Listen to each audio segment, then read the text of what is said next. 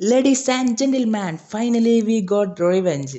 Yes, കഴിഞ്ഞ തവണ മുംബൈയിൽ വെച്ച് നടന്നതിനെ വളരെ ഭംഗിയായി തന്നെ കേരള ബ്ലാസ്റ്റേഴ്സ് തിരിച്ചു കൊടുത്തിരിക്കുകയാണ്. ഫസ്റ്റ് ലൈനപ്പ് വന്നപ്പോൾ തന്നെ നിരാശയായിരുന്നു ഇവാൻ തന്നത്. Because Daisuke and Prabir are not in the starting 11.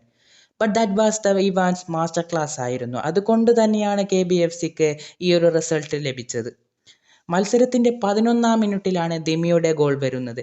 Peprah തന്റെ സ്പീഡ് യൂസ് ചെയ്ത് ബോക്സിലേക്ക് ഇരമ്പിക്കയറി ഒരു അൺബാലൻസ്ഡ് കട്ട് ബാക്ക് പാസ് ദിമിക്ക് കൊടുക്കുന്നു. ദിമി അത് വളരെ മനോഹരമായി ലെഫ്റ്റ് ഫുട്ടിൽ കൺട്രോൾ ചെയ്ത് ഒരു ഫൈനൽ സ്ലൈഡ് ടച്ചിൽ വലയിലെത്തിക്കുന്നു. Pepra assist, Dimi goal.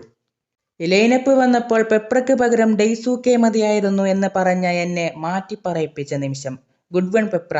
ലൈനപ്പിന്റെ കാര്യം പറയുമ്പോൾ KP Rahul, what is he doing? ഈ സീസണിൽ തന്നെ 2ാമത്തെ തവണയാണ് നിങ്ങൾ open post മിസ്സാക്കുന്നത്.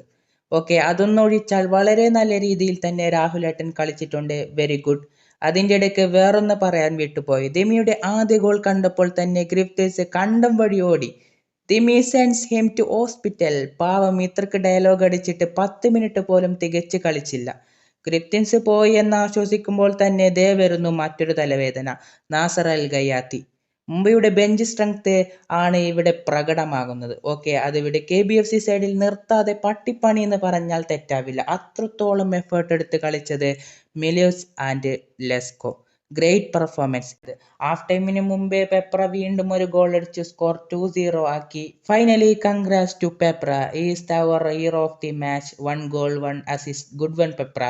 Peprah match by മാച്ചായി ഇംപ്രൂവ് ആവുന്നുണ്ട്. എനിവേ, ഇത്രയൊക്കെ മാച്ചിനെ പറ്റി പറയാനുണ്ടെങ്കിലും ഒരു നെഗറ്റീവ് കൂടി മാച്ചിന്റെ ഇടയ്ക്ക് സംഭവിച്ചിട്ടുണ്ട്. നമ്മളേവരും പ്രതീക്ഷ വെച്ച വിപിൻ പരിക്ക് പറ്റി പുറത്തു പോയിട്ടുണ്ട്.